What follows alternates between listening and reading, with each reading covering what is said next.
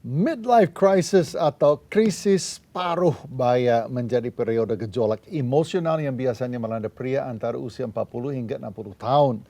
Pria yang terjerat dalam midlife crisis seringkali terjadi karena merasa jenuh dengan keadaannya atau bahwa apa yang diimpikan untuk hidupnya tidak akan terwujud. Bisa terjadi karena menyesali perjalanan karir atau merasa bersalah dalam keputusan finansial. Ada pria yang melihat di kaca cermin dan menyadari bahwa tahun-tahun yang di depan dia lebih sedikit daripada yang sudah berlalu. Menurut para ahli, seorang pria bisa berubah secara emosional dan mulai mencari sesuatu di luar rumahnya untuk membuat dia merasa hidup kembali. Hingga ujungnya rumah tangga dia sendiri menjadi pertaruhannya. Berdasarkan laporan Badan Pusat Statistik 2023, kasus perceraian di Indonesia mencapai 516.000 kasus. Dan seringkali kita melihat publik figur di usia midlife yang terlihat di perceraian tersebut. Edmund Bergler, seorang psikiater dari Amerika Serikat, berpendapat bahwa rusaknya hubungan suami istri yang disebabkan karena midlife crisis itu terjadi karena sang suami merasa telah mengabdikan diri bertahun-tahun untuk pekerjaan dan keluarga. Tiba saatnya dia ingin mengejar kepuasannya sendiri. Seakan-akan tidak mempedulikan konsekuensi pada hubungan pernikahannya. Rumah tangga bisa berubah menjadi neraka. Istri merasa kesepian dan bingung mengapa pasangannya berubah. Nah, ini dia. So, pertanyaannya adalah apakah semua pria Seperti itu harus mengalami midlife crisis. Ya, mungkin semua pria akan merasakan banyak hal ya di usia-usia midlife ya. Ya kan, dia kan yang seperti tadi diceritakan dia bisa alami kalau lihat di kaca. Saya sendiri alami ya, lihat di kaca, loh kok wajah saya begini. Wow. Kenapa wajahnya Pak? Bapak lihat kenapa? Maksudnya ya kita feelingnya adalah loh hidup saya ini cepat sekali berlalu. Apakah apa yang sudah saya capai? Apa yang loh impian saya itu untuk ini dan itu loh kok belum gitu. Dan muncul ada rasa frustrasi atau itu saya pikir setiap pria menghadapi seperti itu. Tapi seberapa banyak itu yang nanti menjadi crisis. Betul. Dan menurut saya sebenarnya hal yang membuat pria itu mengalami krisis di usia midlife itu saya jadi ingat firman Tuhan Pak yang berkata bahwa hormatilah suamimu dan kasihilah istrimu. Ada ayat bilang gitu kan. Kenapa Tuhan address kepada menghormati? Karena kebutuhan pria itu sebenarnya utama adalah dihormati. Nah di midlife crisis yang terjadi adalah secara fisik menurun. Oke, sehingga dia ngerasa jangan-jangan aku nggak dicintai mungkin dia lagi. Takut kehilangan. Betul. Dan juga di pekerjaan rata-rata kan udah pensiun Pak. Sehingga atau mendekat pensiun. Sehingga merasa wah nggak ada lagi yang dengar saya. Merasa siapa yang nanti akan bisa saya mungkin bisa guide atau bisa saya ini kan pekerjaan mereka. Jadi berarti masalah kehormatan dan juga ketakutan kehilangan itu yang merasa mereka tidak berharga. Bisa jadi. Nah, bagi seorang pria yang percaya Kristus, keluarganya adalah segalanya, adalah tanggung jawabnya, apapun yang terjadi. Tanggung jawabnya bagaimana? Ya untuk mengasihi istrinya dengan kasih yang sejati. Berarti tentu saja rela untuk mengorbankan banyak hal lain demi istrinya, anak-anaknya, keluarganya. Namun pertanyaannya adalah apakah midlife crisis bisa dihindari sama sekali? Nah untuk membahas hal ini lebih lanjut, kita sudah bergabung dengan Pak Jarod Wijanako, pendiri daripada keluarga Indonesia Bahagia. Pak Jarod, selamat datang kembali di Cahaya Bagi Negeri. Ya, terima kasih untuk kesempatan berbincang-bincang kembali di program ini. Gak ada yang lebih tepat ya daripada ngobrol sama Pak Jarod mengenai hal ini. Karena namanya Keluarga Indonesia Bahagia tuh Pak ya. Ya, dan juga udah pas masuk usia 61 tahun. Jadi membahas apa yang dialami. Iya benar, jadi ini kita berdua cocok banget ya untuk membahas midlife crisis. Pak gimana, apakah semua pria akan hadapin seperti ini? Boleh dikatakan pasti semua 100%. Cuma ada yang siap, ada yang mempersiapkan diri, menyiasati. Karena masuk, kalau saya 61 tahun ya, tapi biasanya umur 50 tahun kan sudah mulai siap-siap pensiun. Nah, Ya.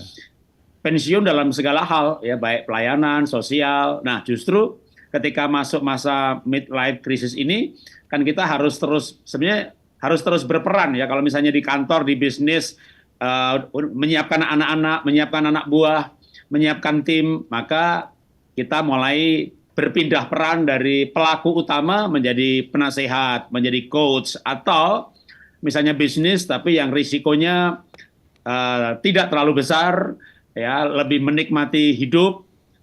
Yang Jadi- lebih penting lagi adalah merasa berarti dalam hidup ini. Jadi Dan merasa semacam berarti itu ya Pak kita ya, tidak- semacam post-power syndrome gitu ya Pak ya. Ya betul, kan di kantor mulai masa persiapan pensiun, apalagi betul-betul pensiun. Nah, kita mulai mencari peran-peran yang lain yang tentu sesuai dengan panggilan, tabisan, keunikan, bakat, talenta. Mau peran di masyarakat, mau peran di gereja, peran di sosial, tapi untuk tetap terus berperan dan merasa berarti dan bahagia. Nah, itu menurut saya persiapan yang penting untuk masuk di midlife Nah, tapi crisis. persiapannya harus bagaimana? Kan pria tidak berpikir seperti itu. Oh, saya harus persiapkan nanti untuk saya menghadapi ini semua. Dia kan jalanin aja hidup dia dari hari ke hari ke hari, dari keputusan kepada keputusan berikut, tidak berpikir jauh bahwa nanti satu saat dia akan menghadapi perasaan seperti itu dan harus persiapkan segala sesuatu. Iya, yang saya persiapkan saja perusahaan untuk siap-siap go public, tahu-tahu bangkrut. Jadi dipersiapkan pun gagal di tengah jalan. Berubah, tidak sesuai dengan yang diharapkan. Wah, krisisnya kalau yang saya alami tambah banyak. Secara finansial bangkrut, secara usaha nggak ada lagi. Tapi kan kita paling tidak mempersiapkan. Nah, ketika yang dipersiapkan nggak sesuai kenyataan, ya, maka itulah pentingnya kita benar-benar belajar hidup dari tuntunan Tuhan. Misalnya waktu saya usaha bangkrut, makin merasa nggak berarti lagi, nggak ada peran. Tapi saya mulai mencari, oh saya punya bakat, ya ngelukis, ya untung aja lukisannya laku. Kedua, misalnya di perusahaannya bangkrut, tapi kan Tuhan nggak pernah bangkrut. Jadi peran di dalam masyarakat, saya waktu itu terlibat dengan kegiatan sosial non-profit, misalnya mengedukasi masyarakat membuat ekoenzim.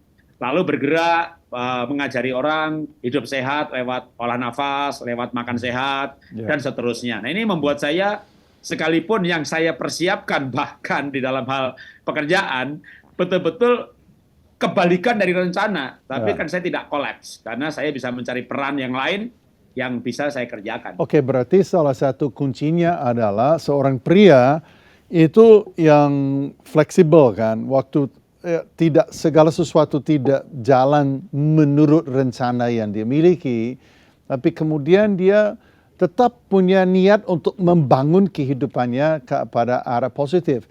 Tapi Pak, boleh tanya ya, kira-kira apa yang missing ya, apa yang missing dalam kehidupan seorang pria sehingga waktu hal itu terjadi malah sebaliknya, dia mulai hunting ya, dia mulai memburu perhatian, memburu rasa hormat di luar rumahnya. Saya juga perhatikan seringkali istri-istri ya itu paling sibuk justru di umur midlife. Jadi ini kan istilahnya puncak kesibukan seorang ibu ya, seorang istri adalah tahun-tahunnya itu, di mana dia komunitasnya, sosialnya itu justru banyak membawa dia keluar, sehingga terjadi sangat kondusif untuk terjadi kerentanan. Bagaimana ya Pak ya? Ya, sama sebenarnya pria dan wanita sama, karena masuk masa pensiun, usaha mulai nggak ada, pekerjaan bahkan mungkin benar pensiun, maka semuanya pengen bahagia dan mencari peran. Nah, ketika peran yang dicari keduanya di luar rumah, ini bisa berantakan juga. ada pemicu juga dari segi aspek fisik ya, sama-sama. Kalau saya pun ngaca gitu ya, kok pipi mulai kempot nih, Ya. uban mulai banyak nih. Iya, iya. Tanda-tanda penuaan itu udah mulai muncul semuanya kan, Ya. mulai P dan B, mulai Saya paham nih sih bahasa. nggak mengalami itu, Pak, sama sekali. Ya, uban mulai keluar, mulai Ya. botak, mulai picek, mulai gendut, mulai beser, mulai buyutan, mulai pinggang sakit. Jadi tanda-tanda penuaannya mendahsyat gitu ya. Lalu kita kadang-kadang ada yang ya mencoba untuk melawannya. Ya rambutnya disemir, pakai gigi palsu, pakai celana jeans, baju kotak, mobilnya sport. Pokoknya yang tanda-tanda kemudaan semuanya dipasang di badan. Tapi kan badan nggak bisa bohong. Umur nggak bisa ditahan. Nah, ini juga termasuk perlu disiasati dengan kita itu harus menerima realita. Atau punya konsep yang ini, ya uban kan tanda kemuliaan gitu ya. Kalau misalnya kempot ya, saya disuruh orang, Pak Jarod pasang gigi palsu. Ah jangan, Tuhan udah cabut kok, biar saya makannya sedikit. Ngapain ditambah lagi? Ya, jadi ya kita menerima bahwa emang usia bertambah ini ya gigi tambah kempot. Tapi kan kadang ada yang misalnya yang langsung hubungan suami istri ya. Dulu hubungan suami istri itu nikmat banget, puas gitu ya. Ya sekarang nikmat juga, tapi ada dampak samping. Misalnya besokannya kok jadi ngantuan gitu, kayak tepar gitu. Jadi ketika pengen mencoba seminggu 2 kali, wah udah siangnya kayak letoy gitu ya. Jadi emang kemauan ada. Laki-laki itu Tapi seks mungkin selama hayat di kandung badan. Kemauannya ada, tapi kan umur itu ya kemampuannya berkurang. Ya, tapi saya pikir ini Sebenarnya sesuatu yang mungkin perlu digarisbawahi ya, Pak ya, bahwa namanya testosteron itu kan bagi pria itu seperti sesuatu yang sangat menghidupkan. Jadi waktu testosteron itu turun, itu terasa itu di banyak hal dalam hidupnya ya. Bukan hanya gairah seksnya. Itu kan sesuatu yang menakutkan bagi dia. Ya, kenapa aku tidak merasa seperti dulu? Kenapa aku tidak punya desire atau hal-hal seperti ini yang sebenarnya ada unsur ketakutan. Dia takut kehilangan sesuatu, dia takut kehilangan life gitu kan. Apakah itu masalah ketakutan itu kali Pak Jarod yang menggerakkan dia untuk mencari, justru dia mencari itu, dia mencari kembali rasa masa mudanya. ya, dengan hormon testosteron yang berkurang ini kan juga masa otot akan berkurang. Masa otot berkurang, resistensi insulin naik, kemudian testosteron berkurang, juga akan libidonya berkurang. Memang ketika usia bertambah, semuanya berkurang, termasuk hormon testosteronnya. Nah, tapi sebenarnya kalau ketakutan, Yang nambah ini cuma usianya. ketakutan kalau Alkitab kan berkata, apa kamu dengan kekhawatiranmu bisa menambah sejengkal hidupmu. Kenapa? Karena begitu takut itu ternyata hormon sitokin yang keluar. Ya. Jadi khawatir takut. Nah, ketika sitokin ini keluar, testosteronnya makin hancur lagi. Jadi kita memang tidak boleh takut ya, tidak boleh khawatir. Daripada khawatir ya lebih baik menambah masa otot dengan olahraga, dengan olahraga mulai latihan otot lagi malah. Betul. Ya karena ototnya supaya bertambah, walaupun susah sekali kalau udah 40 tahun ke atas, 50 tahun ke atas menambah otot berat, tapi minimal tidak berkurang. Ya. Tidak berkurang secara drastis. Lalu ketakutan itu ya kalau orang tidak sempurna dalam kasih, ketakutan itu mengandung hukuman.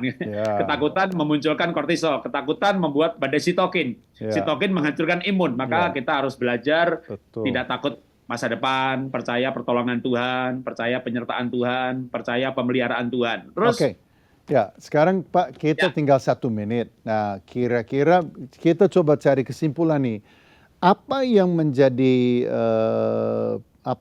formula sehingga pria terhindarkan. Jadi tidak sampai kepada midlife crisis, terjerat di dalamnya, terus harus mencari jalan keluar. Tapi kalau kita mau mencegah kan jauh lebih baik daripada mengobati, Pak. Apa yang harus seorang pria lakukan dalam 1 menit terakhir untuk supaya persiapkan dirinya menghadapi masa midlife, Pak? Iya, mekanisme hormon itu menarik. Misalnya disebut hati gembira obat yang manjur, karena gembira itu endorfin. Ketika acceptance, merasa diterima apa adanya, menerima diri sendiri, penerimaan itu hormonnya serotonin. Oh, ya. Ketika seorang pria dan juga wanita itu penuh cinta kasih, itu melatonin dan oksitosin. Nah, ternyata perasaan-perasaan positif itu akan membantu reproduksinya hormon-hormon positif, termasuk nanti akan menopang testosteron yang penting buat pria ini. Maka sebenarnya memasuki masa usia lanjut, kalau Paulus itu berkata, tubuh batiniah, tubuh lahiriah itu makin lemah, tapi batiniah itu makin kuat. Nah, kalau kita punya tubuh batiniah atau jiwa, mental kita, kerohanian kita, spiritual kita kuat, maka itu akan menjadi penopang yang luar biasa. Karena sebenarnya tubuh itu hanya bungkusnya jiwa. Maka ketika jiwanya sehat, tubuh ini akan mengikuti. Tapi kalau jiwanya hancur, merasa nggak berarti, ngerasa nggak bahagia, merasa nggak disupport, takut, cemas, maka mental yang lemah ini akan dengan cepat sekali diikuti dengan merosotnya tubuh atau fisik. Nah, gimana caranya bisa mental yang kuat? Menurut saya tidak cara lain ketika fondasinya adalah dasar segala sesuatu itu sebenarnya yang terbesar kan kasih. Energi kesembuhan tertinggi, kalau David Hawkins yang bukan seorang hamba Tuhan, tapi seorang profesor, dia menyebut 3 energi tertinggi untuk kesembuhan itu adalah peace, love, sama joy, gembira, kasih, dan damai sejahtera. Nah, di mana lagi kita bisa mendapatkan 3 hal ini kalau bukan dalam hadirat Tuhan? Makanya Paulus itu benar banget. Kalau manusia lahiriahku merosot, maka yang ku kejar adalah manusia batiniahku harus makin kuat. Bagus. Jadi ketika manusia batiniahnya kuat, maka itu pasti akan berdampak juga pada jasmaniah kita. Pak Jarod, terima kasih banyak. Ini adalah momen buat saya belajar banyak, dan saya berharap semua ya pemirsa juga ikut belajar. Terima kasih atas kehadiran sekali lagi dari keluarga Indonesia Bahagia, Pak Jarod Wijanarko. Terima kasih, Tuhan Yesus memberkati Bapak. Iya, terima kasih. That's Lengkap powerful yang dijelaskan ya. Kalau saya dengar Pak Jarod, saya tiba-tiba ada perasaan kayak gini. Kalau dengar dari dia, berarti kita mesti invest dalam pernikahan kita dari sejak sekarang, gitu loh. Karena pernikahan dan rumah tangga itu settingan, yang dia katakan itu atmosfer ya, joy, peace, love, itu atmosfer yang menunjangkan. Nah, itu tidak terjadi di tengah-tengah krisis. Itu terjadi sebelumnya. Kita sudah sadar, kita tahu kita harus invest dalam pernikahan kita, invest dalam keluarga kita. Jadikan itu prioritas sebelum krisis itu terjadi. Jadi itu sudah tekad kita dari sejak awal, adalah bahwa keluarga adalah segalanya dan adalah nomor 1. Yes. Deringan telepon yang dia terima ternyata menimbulkan masalah yang mengancam jiwanya. Bagaimana itu bisa terjadi? Mari saksikan kisah berikut ini.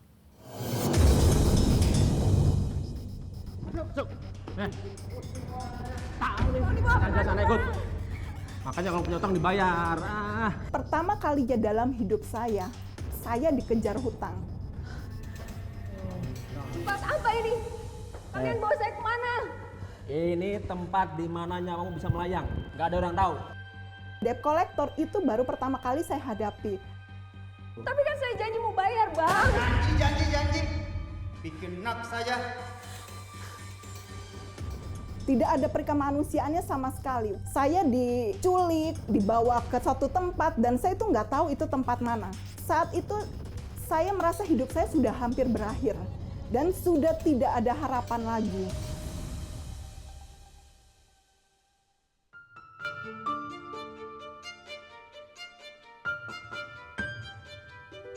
Tahun 2009 saya mengalami sesuatu yang tidak terduga sekali dalam hidup saya. Awal saya mulai berhutang itu diawali oleh papa saya sakit. Papa saya sakit parah dan harus masuk ICU. Setiap kali tindakan yang harus diberikan pada papa saya, itu saya harus deposit. Depositnya nggak main-main, 20 juta, 30 juta, dan terus-menerus selama 1 bulan. Nah, untuk pembayaran kartu kredit yang saya pakai untuk biaya rumah sakit itu, akhirnya saya ngambil dari usaha saya, terpakai gitu. Jadi putarannya itu terganggu. Nah, untuk tetap menjalankan usaha saya akhirnya ambil KTA. Saya ambil kartu kredit lagi yang baru. Sampai akhirnya total kartu kredit saya itu 20 dan 10 KTA. Jadi totalnya tuh 1,4 M.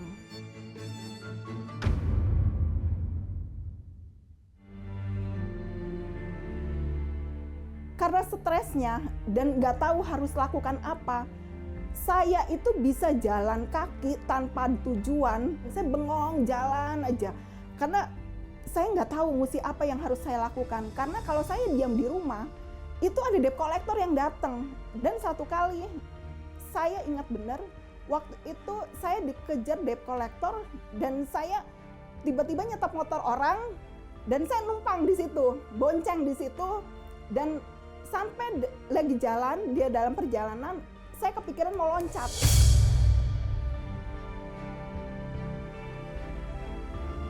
Tiba-tiba Tuhan ingatkan saya tentang anak-anak saya, keluarga saya. Saya bilang, Tuhan minta ampun. Berikan saya kekuatan, berikan saya kemampuan untuk saya bisa lewati semua itu. Saya datang sama Tuhan dan saya nangis terus. Tapi saat itu tetap keadaan tidak berubah dan semakin parah, semakin parah. Saya mengalami masalah itu sampai dengan 5 tahun sendirian. Tidak ada yang mau tahu saya, tidak ada yang mau kenal saya. Setiap kali saya angkat telepon, orang seperti ketakutan. Wah, Nana yang telepon, nanti jangan-jangan pinjem duit. Hingga satu saat di tahun 2013, saya diajak teman saya untuk menghadiri satu ibadah. Pada waktu ibadah selesai, ada seorang hamba Tuhan datang kepada saya. Persoalan kamu ini memang sangat berat. Tapi menurut saya, jalan satu-satunya untuk dapat menyelesaikan masalah kamu adalah kamu mendekat kepada Tuhan. Dan yang kedua, kamu juga harus menemukan talenta kamu. Karena Tuhan akan memakai apa yang ada di tanganmu untuk menyelesaikan masalahmu.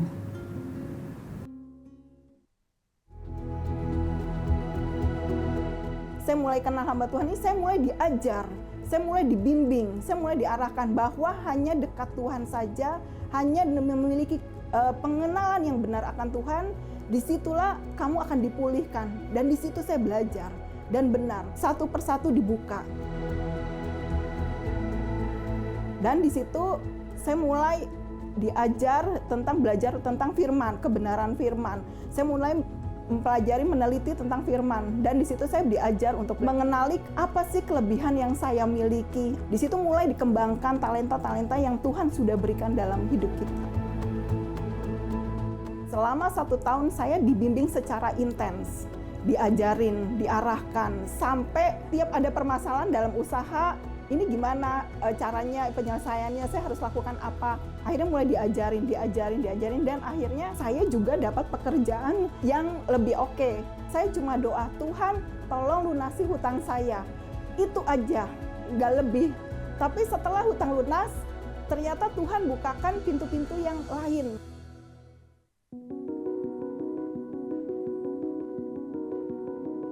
Saya percaya, waktu Tuhan izinkan sesuatu terjadi dalam hidup saya, Tuhan tuh punya rencana yang luar biasa atas hidup saya, yaitu melayani orang-orang yang mengalami kekurangan seperti saya, orang-orang yang mengalami hutang seperti saya. Akan ada bedanya waktu orang cuma cerita, udah Tuhan pasti tolong, dengan kita yang mengalami secara langsung. Saya ceritakan, saya saksikan bahwa Tuhan tidak akan membiarkan kamu sendirian. Akan ada jalan keluar yang akan Tuhan nyatakan dalam hidup kamu. Bukan karena kata orang loh, saya melihat kebesaran Tuhan, tapi dengan mata kepala saya sendiri, saya melihat karya Tuhan dalam hidup saya. So powerful testimony. Sangat luar biasa. Saya terkesima bahwa di dalam keadaan dia seperti itu, datanglah seseorang penolong That's it. yang komit dalam kehidupan dia. Ya, betul Siapapun sekali. itu hamba Tuhan yang disebut tadi itu seperti Tuhan yang mengutus seorang penolong saat dia mendengar seruan. Betul. Dan saya juga melihat bahwa bukan saja dia respon, tapi dia juga betul-betul mau melakukannya. Karena dia nggak fokus ke, biasanya kita kalau minta pertolongan secara physically orang membantu pertolongan ya Pak. Tapi dia mau melakukan usaha untuk bagaimana dia bisa lepas dari masalah dia. Jadi orang ini ora et labora. Dia mengandalkan Tuhan tapi dia mau bekerja untuk apa yang menjadi masalahnya dia bisa selesai. Tahukah saudara bahwa seringkali jawaban daripada Tuhan tidak seperti Anda kira. Seringkali kita berdoa, kita ingin supaya Tuhan turun tangan dan hutang kita lunas. Tuhan turun tangan dan tubuh kita saat itu juga sembuh. Tuhan turun tangan mengubah orang lain yang menyakiti kita atau mengkhianati Anda.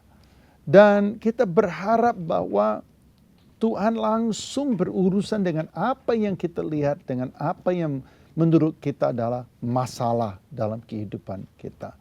Tapi tahukah saudara bahwa Tuhan itu Alfa dan Omega. Dia tahu akhir dari sejak awal.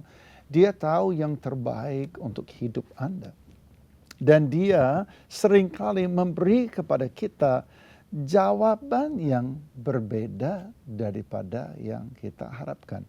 Tadi dari kesaksian ibu ini, dia bisa pada akhirnya ikuti tuntunan Tuhan. Betapa cantik akhir daripada kisahnya dia.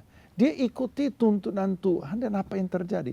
Langkah demi langkah melalui proses kehidupan dia diubahkan sama sekali. Tahukah saudara, bagi Tuhan proses itu seringkali lebih penting daripada apa yang menjadi hasil.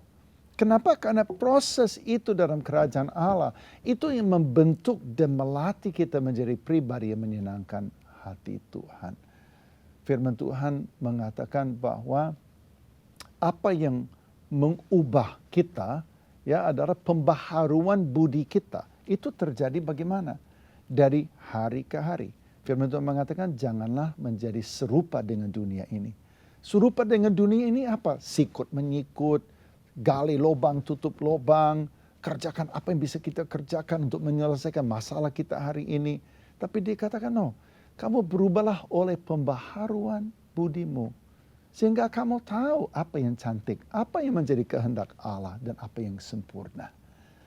Berarti Tuhan ingin supaya melalui firman Tuhan, melalui proses, puji Tuhan, Tuhan mengutus seorang malaikat yang menemani seorang ibu yang berdoa dan berseru kepada Tuhan di dalam pergumulannya. Dan dia mau melalui proses sehingga dia menuju pemulihan yang sejati. Pemulihan yang sejati adalah dia yang berubah. Dia yang berubah. Sehingga kemudian dia membangun kehidupannya atas dasar kebenaran yang kokoh. Firman Tuhan adalah dasar kebenaran untuk membangun kehidupan kita. Bahkan sekarang Tuhan pakai hidupnya untuk membantu banyak sekali orang lain. Hari ini, apakah saudara mau berdoa? Bukan hanya untuk Tuhan menyelesaikan masalah Anda. Tapi berdoa supaya Tuhan mengubahkan diri Anda. Mengubahkan hati Anda. Perbaharui pikiran Anda, pengertian Anda. Sehingga Anda menjadi pribadi yang menyenangkan hati Tuhan.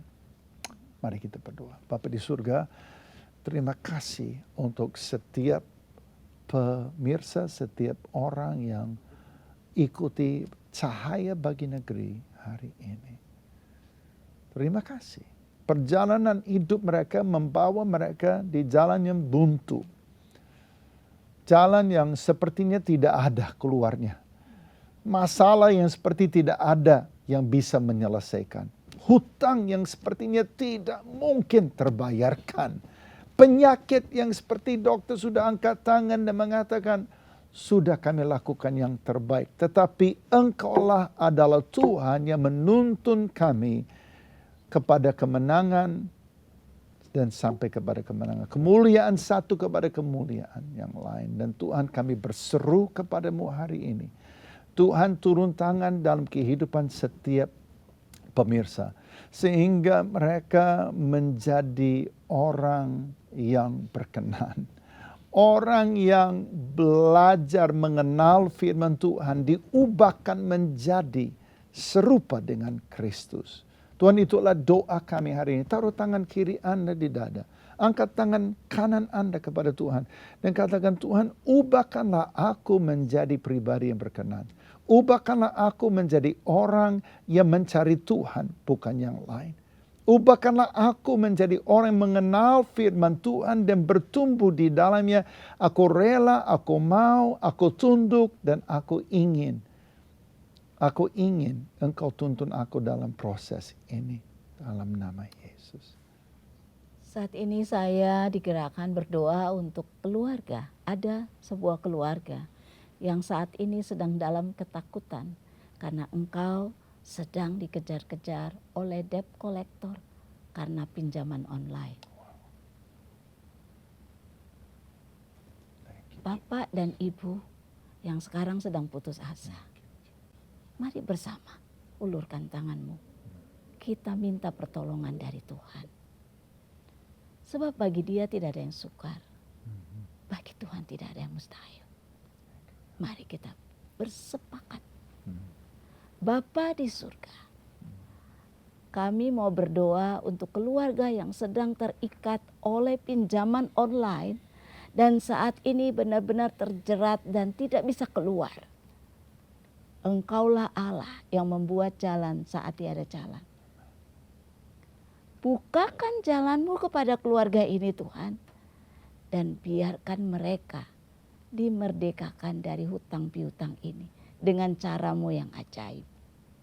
Dalam nama Tuhan Yesus. Aku berdoa. Kasih Tuhan menyertai keluarga ini dan membuat engkau dibebaskan. Dalam nama Yesus. Terima berkat Tuhan. Amin. Amen. Kalau Anda ingin didoakan, hubungilah Sahabat 24, kaunselor kami dari CBN, menanti saatnya Anda menghubungi.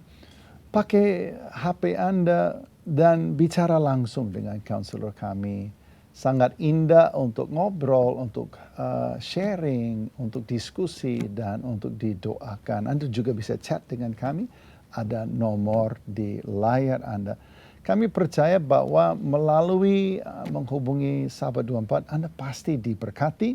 Kami percaya bahwa mujizat terjadi. Kami percaya pelepasan terjadi. Kami percaya bahwa bagi Tuhan tidak ada mustahil.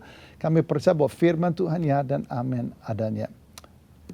Saat PAUD-nya memiliki anak didik berkebutuhan khusus, bagaimana cara Ibu Megawati menghadapi tantangan itu?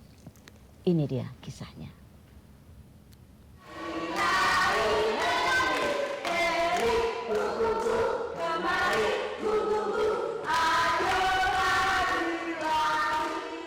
PAUD Super 5 BNKP Jemaat Lawi telah ada sejak tahun 2021. Antusiasme jemaat dan masyarakat sekitar terhadap PAUD ini terlihat dengan banyaknya orang tua yang mendaftarkan anaknya untuk dididik di PAUD Super 5 ini. Bertepatan 12 Juli 2021, kita membuka pendidikan anak usia dini di jemaat ini. Saat kita menerima murid-murid ini, ya orang tua antusias. Kita bayangkan baru pertama buka kita sudah bisa mendapatkan anak 40 atau 50 orang. Rupanya ketika kita melihat-lihat siapa yang datang, ternyata ada anak-anak yang berkebutuhan khusus. Yang dimana orang tua juga suka anaknya diajar di PAUD kita ini. Tantangan kami adalah bagaimana menjawab kebutuhan mereka. Ya, misalnya kalau anaknya tidak bisa ngomong. Nah, kami guru harus bisa paham apa yang disampaikan anak tersebut. Ya.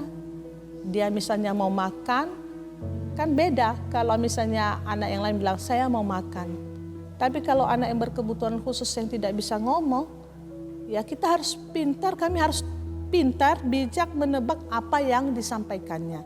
Jadi itu satu tantangan buat kami ya, bisa memahami apa yang disampaikannya. Kami harus mampu menangkap ekspresinya begitu. Kalau dia misalnya lapar, haus, bahkan kalau mungkin kalau buang air kecil, ya yang tidak tahu apa ini. Jadi itu dulu bagaimana kami bisa memahami apa yang mau disampaikannya, ya. Hal kedua adalah bisa nggak kami memberikan keterampilan buat mereka? Mampu nggak kami gitu dengan umur mereka saat ini? Karena apa yang diwarnai hari ini itu akan menjadi sebagian warna-warna kehidupan anak ini ke depan. Jadi itu satu tantangan buat kami. Apalah yang terbaik kami perbuat buat anak-anak yang berkebutuhan khusus ini. Sebagai sebuah PAUD yang baru berdiri, Ibu Megawati Harefa dan tim PAUD tentu saja belum memiliki pengalaman untuk menangani anak-anak berkebutuhan khusus. Namun, kerinduan yang ia miliki supaya anak-anak ini dapat menikmati akses pendidikan yang sama dengan anak-anak lainnya, membuatnya tetap menerima anak-anak berkebutuhan khusus ini dengan tangan terbuka.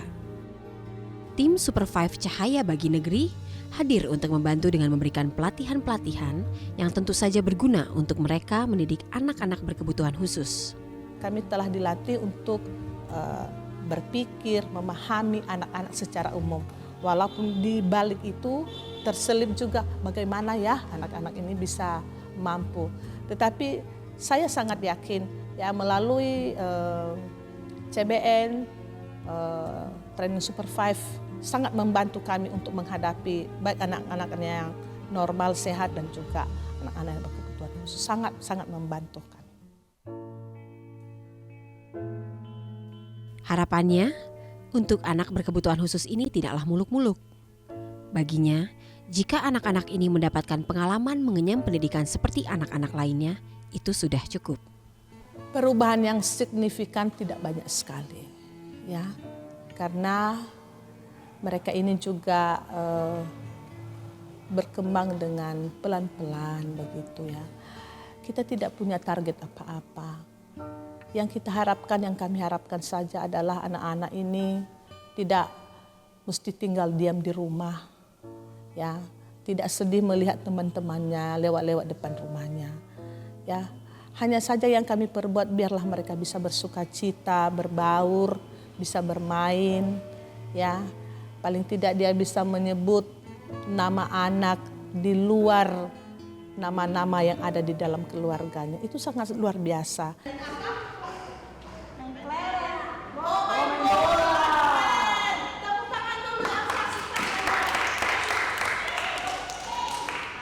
Pesan kami adalah buat teman-teman di PAUD lain atau di lembaga lain ya yang menangani anak-anak usia dini, bila di tempat Bapak Ibu saudara-saudari tidak ada sekolah luar biasa yang menangani anak-anak berkebutuhan khusus, marilah kita PAUD ini ya membuka diri, membuka pintu melayani anak-anak yang berkebutuhan khusus.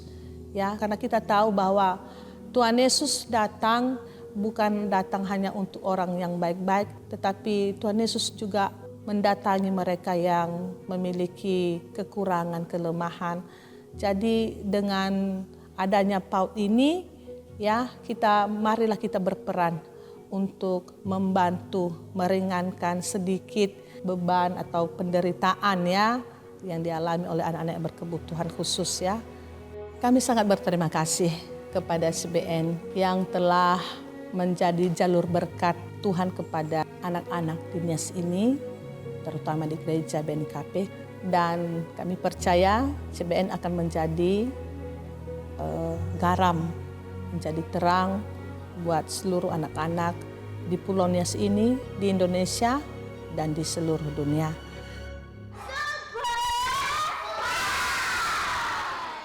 Super 5. Inilah perjuangan selama hampir 3 tahun waktu itu ya, untuk kami siapkan kurikulum Super 5 untuk gereja-gereja di seluruh Indonesia sekarang. Di seluruh Indonesia gereja-gereja mendirikan PAUD. Dan saya lihat ini, wow, mereka dengan anak special needs. Itu sangat menyentuh hati saya. Sangat menyentuh sekali Pak, iya. Dan untuk jadi guru kepada anak-anak berkebutuhan khusus, kalau nggak belajar itu pengetahuan itu Pak, nggak gampang tahu Pak. It's not easy karena namanya anak berkebutuhan khusus itu adalah suatu hal yang membuat banyak faktor berubah di dalam satu sekolah. Ya. Nah, sudah bergabung bersama dengan kami sosok yang di balik kurikulum pendidikan anak usia dini CBN Super 5, yaitu adalah Ibu Septiana Sakarinawati. Apakah Ibu Septi ada nggak ya? Ini dari tim CBN yang mengembangkan Super 5 dan menyediakan Super 5 di seluruh Indonesia. Hai Septi. Halo Pak Mak dan Ibu. Luar biasa. Septi, sekarang bisa ceritakan sedikit aja apa yang sekarang terjadi di Super 5. Ini adalah sekolah, ini adalah kurikulum pendidikan anak usia dini yang disediakan untuk gereja-gereja supaya gereja bisa mulai membuka PAUD di daerahnya. Dan apa yang terjadi sekarang, ada berapa banyak gereja yang terlibat dan apa yang menjadi perjalanan Septi sekarang dengan timnya? Baik, terima kasih Pak Mak. Senang sekali kami bisa berbagi tentang program Super 5, terutama apa yang terjadi hari-hari ini. Kami melayani kurang lebih 320 PAUD dari gereja lokal yang tersebar dari Nias sampai Papua. Dan ini sebuah anugerah Tuhan, kita bisa bekerja bersama-sama dengan gereja lokal yang rindu untuk memuridkan anak-anak usia dini di komunitas mereka. Dan sekarang aku stop di situ, Septi.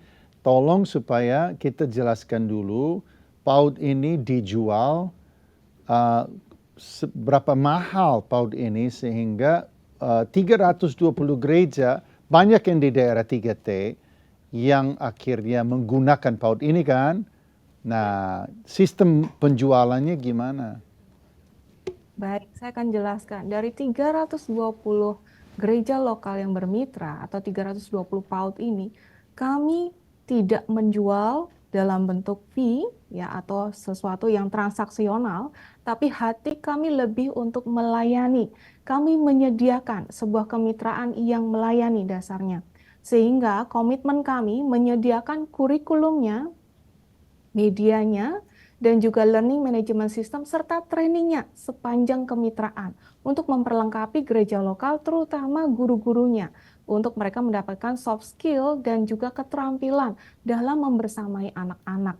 Tetapi pihak kedua, pihak gereja, mereka akan lebih pada bagaimana untuk operasionalnya. Jadi ini kemitraan dua sisi dan ini lebih kepada bagaimana komitmen kita untuk memberikan anak bersama-sama, Bapak. Wow.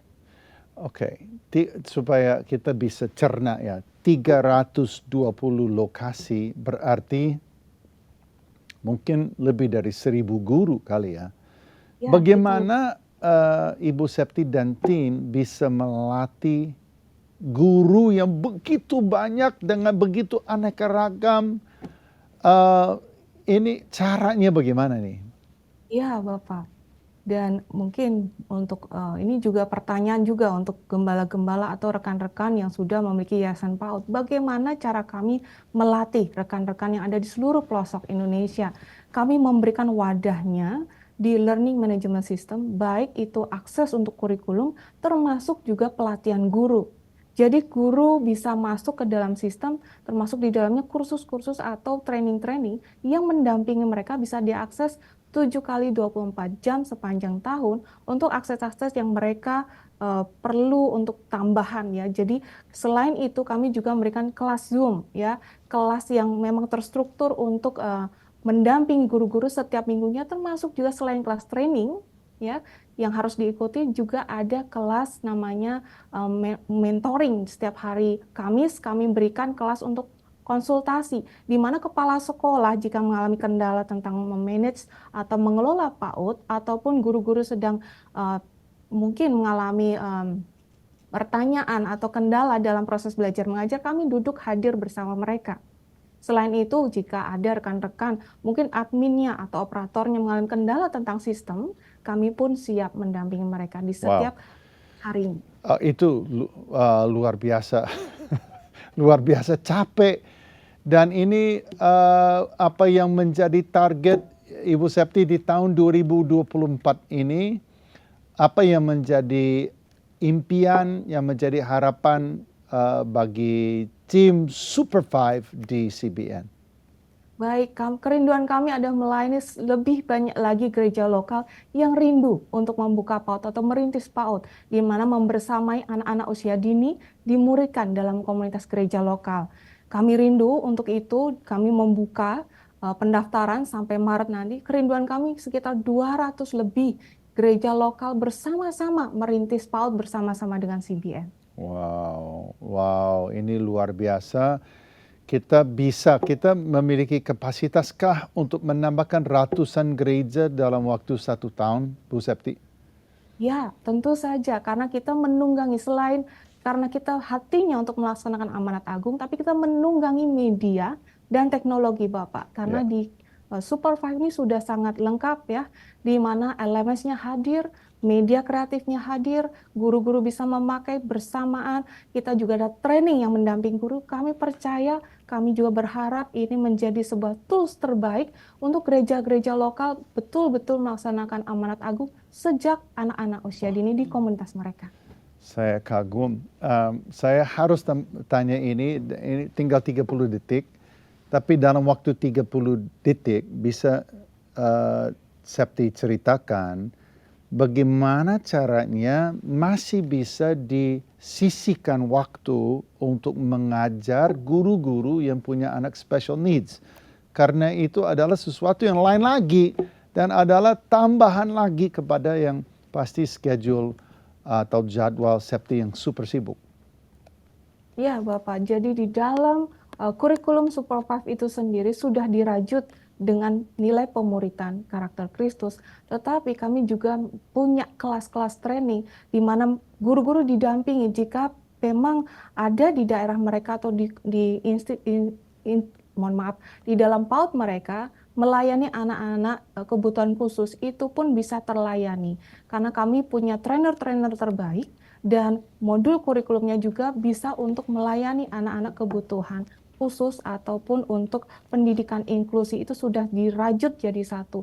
Jadi harapannya dengan tools ini kita bisa melayani semua anak, tidak ada yang semua anak bisa dilayani. Wow, dan itu luar biasa. Septi, thank you so much. Terima kasih banyak ikut hadir di Cahaya Bagi Negeri hari ini. Tuhan Yesus memberkati perjalanan tim Super 5 tahun ini di dalam perjuangan mereka untuk mendapat banyak gereja di daerah yang memiliki kapasitas dan kesempatan untuk memberkati komunitas mereka dengan sebuah PAUD, dan ini sekarang ada caranya melalui Super 5. Thank you, Septi. Terima kasih, sama-sama. Dan saya pikir ini kalau gereja membuka PAUD, apa yang terjadi? Ya.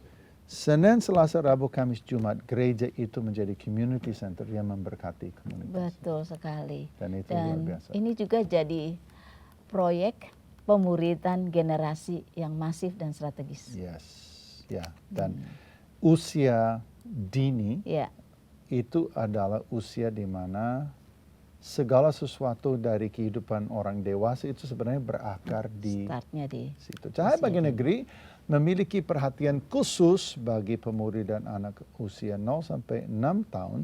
Namanya Super 5 ini menjadi bentuk keterlibatan CBN untuk membangun karakter anak. Nah, dalam waktu ini adalah sangat foundational ya. Mereka memiliki fondasi yang berkualitas sehingga membangun seluruh kehidupan mereka dan masa depan mereka atasnya. Ini tantangan besar dan tentu kami tidak bisa berkembang dari 320 gereja yang bermitra sampai tahun ini mau tambah 200 gereja tanpa ada mitra yang mendampingi, tanpa ada donor yang memberi. Jadi hari ini mendengar, saya yakin kalau Anda ikut mendengar interview dengan Ibu Septi, pasti hati Anda dijamah dan ingin untuk bermitra, memberi kontribusi, jadi bagian daripada tim CBN yang melayani gereja-gereja di seluruh Indonesia untuk membuka PAUD. Dengan scan QR code yang ada di layar, Anda akan dibawa kepada form untuk diisi donasi Anda berapa, setiap bulan berapa, jadilah mitra CBN dan jadilah bagian dari tim kami di bidang ini melayani anak-anak dan gereja-gereja di seluruh Indonesia. 2 Tesalonika 3 menjadi penutup di perjumpaan kita. Tetapi Tuhan adalah setia. Ia akan menguatkan hatimu dan memelihara kamu terhadap yang jahat. Sekian kebersamaan kita dalam Cahaya Bagi Negeri. Saya Mark McClendon. Dan saya Maria Kasmetan undur diri. Tuhan Tuhan Yesus Yesus memberkati.